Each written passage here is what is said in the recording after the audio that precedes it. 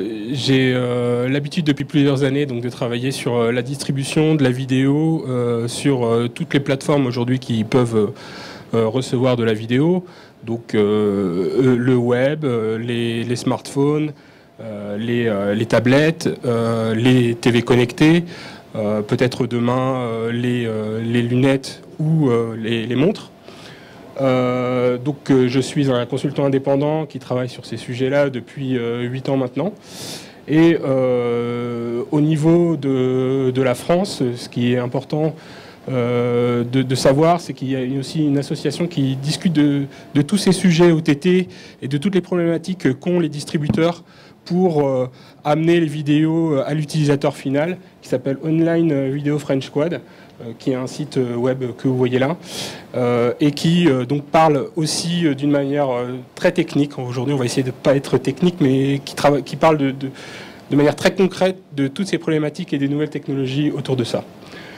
En ce qui concerne la 4K et l'UHD, sur l'OTT, il faut savoir qu'aujourd'hui, et d'ici à 2017, le problème de...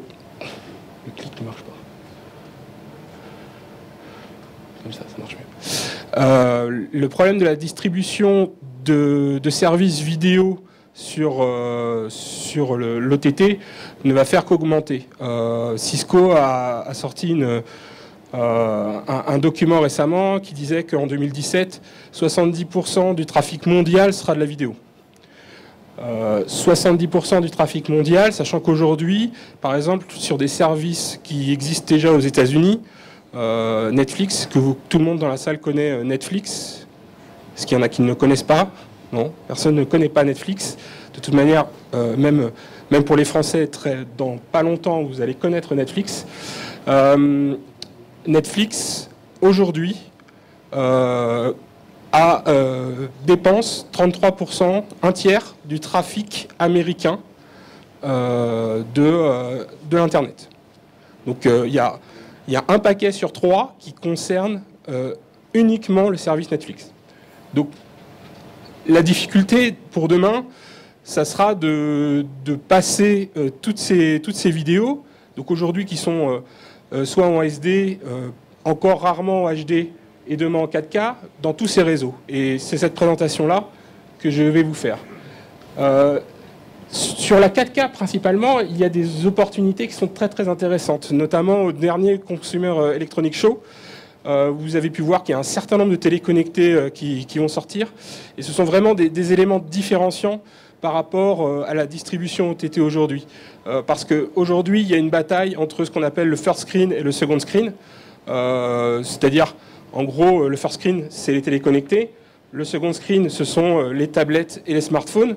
Demain, pourquoi dire à un utilisateur il faut que j'achète une télé 150 cm alors que ça marche sur ma tablette?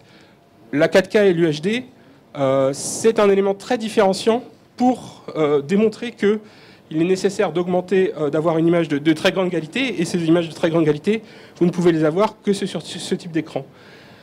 Et donc c'est pour ça qu'il y a une très grosse opportunité sur la 4K. Le deuxième problème de la distribution de la 4K, comme je vous l'ai dit tout à l'heure, 70% du trafic en 2017, ça sera de la vidéo.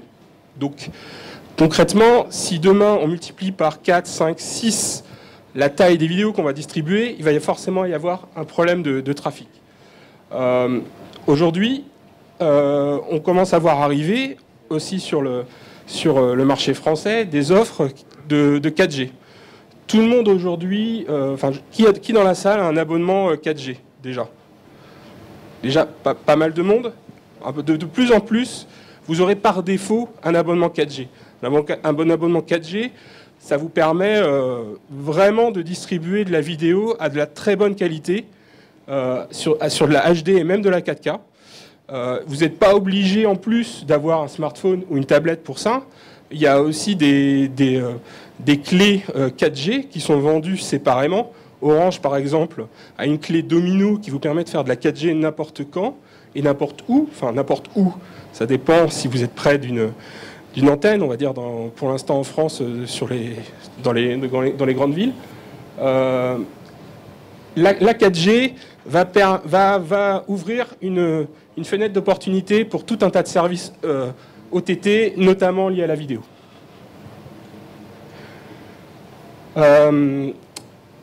Et donc, il y a des services qui vont s'engouffrer dans cette brèche, principalement Netflix.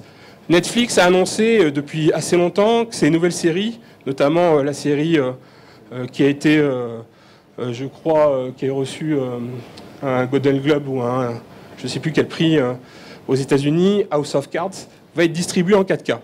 Donc, concrètement, ça ne veut pas dire que vous allez avoir du 4K sur votre téléphone ou votre tablette. Ce qu'ils vont faire, en fait, c'est qu'ils vont travailler avec des constructeurs de télévision, notamment LG. LG a annoncé au Consumer Electronics Show, récemment, il y a 3 semaines, tout un tas de nouvelles télé connectées qui vont supporter la 4K, donc qui auront du HDMI 2.0, qui vont supporter des nouveaux codecs, on va en parler tout à l'heure, et donc qui vont apporter à Netflix la possibilité de distribuer cette 4K au plus grand nombre. Amazon, alors ils jouent double jeu. Un, ce sont des vendeurs de télévision, et deux, ils ont aussi un service OTT. Amazon Instant Service, qui est un concurrent de Netflix. Ils commencent aussi à produire des shows, et tous les nouveaux shows qui vont être produits cette année vont être captés en 4K.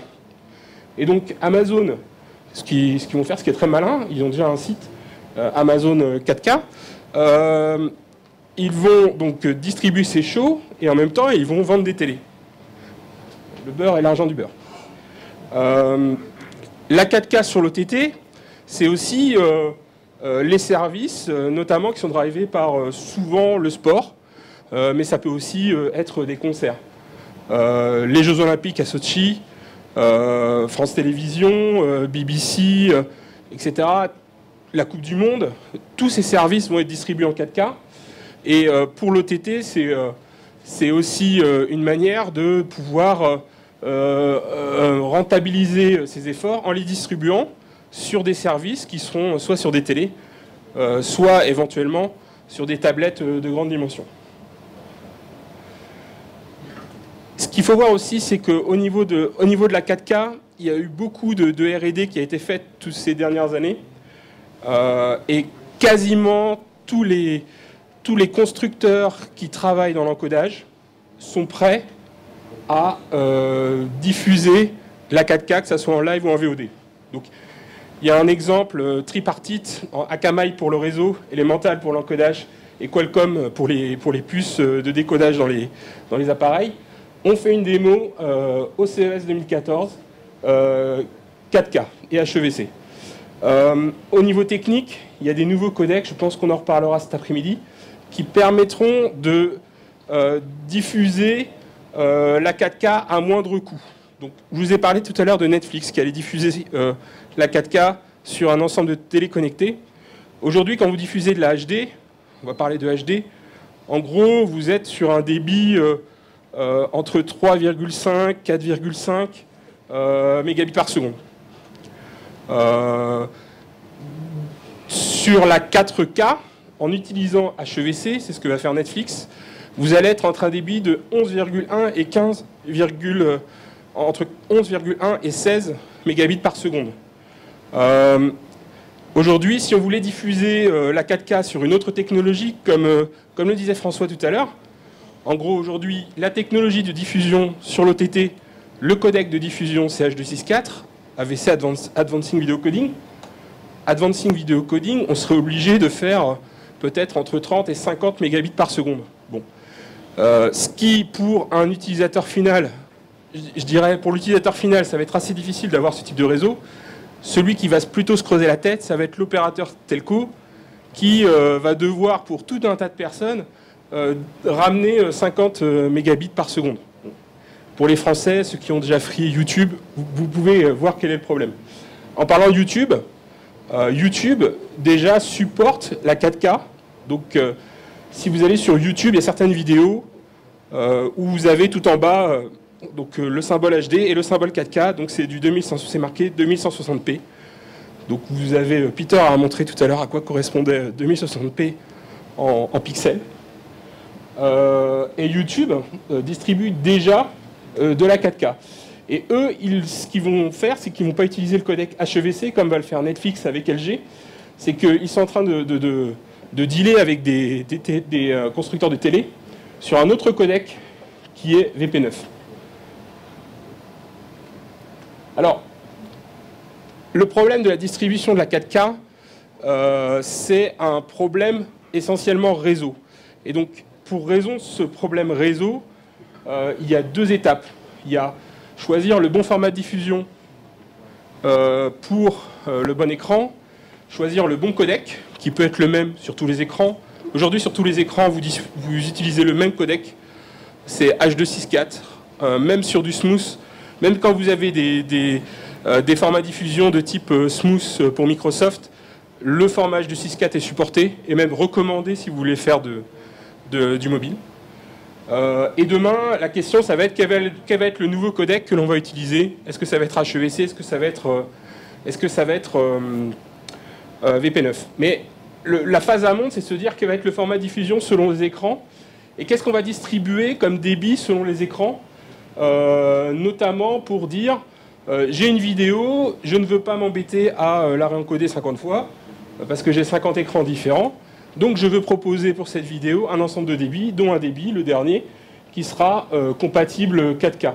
Et donc il y a des technologies qu'on appelle adaptive HTTP streaming qui permettent de lisser la complexité de distribution vers tous ces écrans.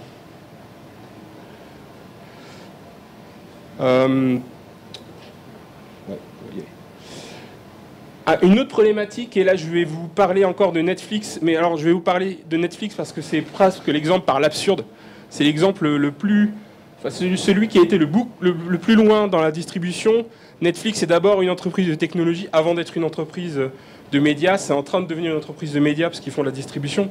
Mais en gros, avant ça, ils ont développé tout un tas d'outils qui permettent d'optimiser pour l'utilisateur final la vision de la vidéo. En gros, aujourd'hui, qu'est-ce qui se passe? Donc, aujourd'hui, ce que vous voyez là, le schéma que vous voyez à gauche, c'est le schéma que vous avez aujourd'hui pour la plupart des personnes qui veulent distribuer de la vidéo. La plupart des services utilisent ce schéma. Vous avez un content provider qui a des vidéos, qui les dépose sur un disque dur quelque part dans le cloud. Pour les distribuer le plus simplement possible, il fait appel à un grossiste de bande passante. Le grossiste de bande passante lui-même fait appel à un autre grossiste. Toutes ces étapes complexifient pour l'utilisateur final la distribution de la vidéo parce qu'en gros, si je prends l'exemple classique, si par exemple Free n'a pas dealé avec un opérateur qui lui-même n'avait pas dealé avec Google pour distribuer les contenus YouTube, eh ben vous pourrez voir des contenus YouTube, mais vous les verrez avec une mauvaise qualité ou avec une altération du framerate, etc. Donc Netflix, qu'est-ce qu'ils ont fait? Ce qu'ils se sont dit, c'est je vais tuer tous les intermédiaires et je vais dire, moi je veux toucher le plus rapidement l'utilisateur final. Donc c'est moi qui vais faire Content Delivery Networks, et il a développé quelque chose qui s'appelle Open Connect. Donc ça c'est l'exemple extrême de ce qui s'est passé aux États-Unis, mais c'est en fait ce qui va se passer de manière moins brutale pour ceux qui veulent distribuer des contenus. C'est-à-dire qu'aujourd'hui, par exemple, les opérateurs telco, ils construisent ce genre de modèle pour distribuer eux-mêmes leurs vidéos sur Internet. Alors j'ai cité Netflix qui avait construit son propre CDN. Il y a aussi donc des Global CDN Networks. Si vous avez un service qui doit distribuer ses vidéos dans le monde entier, il vaut mieux que les providers de ce service aient des data centers dans le monde entier. Donc là je cite deux offres de services, Akamai et Limelight, qui ont des offres de services, sont capables de délivrer des vidéos dans le monde entier, couplées à des offres qui permettent, si je reviens 3 slides avant, le mode de diffusion vidéo, de faire de l'adaptive HTTP streaming. Vous avez aussi le cloud qui arrive. Alors tout ça peut être couplé, c'est un ensemble de briques que je vous propose. Tout ça peut être couplé en fait. Le cloud, il peut faire à la fois la partie encodage, il peut aussi faire la partie CDN. À titre d'exemple, par exemple, Amazon Web Services, que vous savez ce que c'est. Qui ne sait pas ce que c'est Amazon Web Services dans la salle? Donc pour celui qui ne sait pas, je vais expliquer rapidement. Amazon Web Services, c'est un ensemble de services web qui offre la possibilité, par exemple, l'exemple simple, c'est vous avez une image, vous voulez la distribuer dans le monde entier le plus rapidement possible. Vous la mettez sur un serveur chez Amazon Web Services. Amazon Web Services, ils ont des machines dans le monde entier. Et au lieu que votre client il a cherché la vidéo, l'image à Tombouctou, il va la chercher le plus près du service. En plus de ça, donc ça c'est la partie CDN d'Amazon, ça s'appelle CloudFront. En plus de ça et tout ce qu'il y avait avant, c'est qu'il peut offrir des services, il peut héberger tout un tas d'autres services qui sont des services web, notamment liés à ce que nous en termes techniques on appelle des API, c'est-à-dire des services qui vous donnent accès à un certain nombre de métadonnées pour d'autres personnes. Donc au niveau du cloud, Amazon est en train de développer son service. Un autre acteur qui aussi est très connu et qui va plutôt cibler les entreprises, c'est Windows Azure, qui a aussi son propre service de cloud, son propre service de gestion d'API, etc. J'y suis presque. Donc là, je vous ai donné un ensemble de briques, de formats, d'items. On en reparlera tout à l'heure. Si vous voulez avoir d'autres informations, je tiens, donc dans ce lien, je pense que les slides seront en ligne, à mon avis.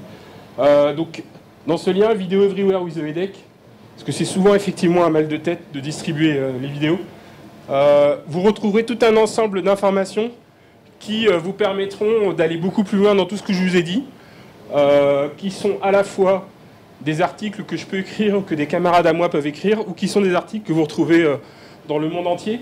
Et plus spécifiquement sur la 4K UHD, vous avez UHD TV Magazine qui parle de l'OTT sur le web.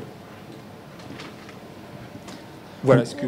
On peut peut-être... alors, il y a peut-être un commentaire qu'on peut faire. Ouais. Il y a une statistique officielle qui indique que dès qu'on reçoit une saccade devant ton PC, devant ta télé, etc., sur un service, 87% des spectateurs abandonnent.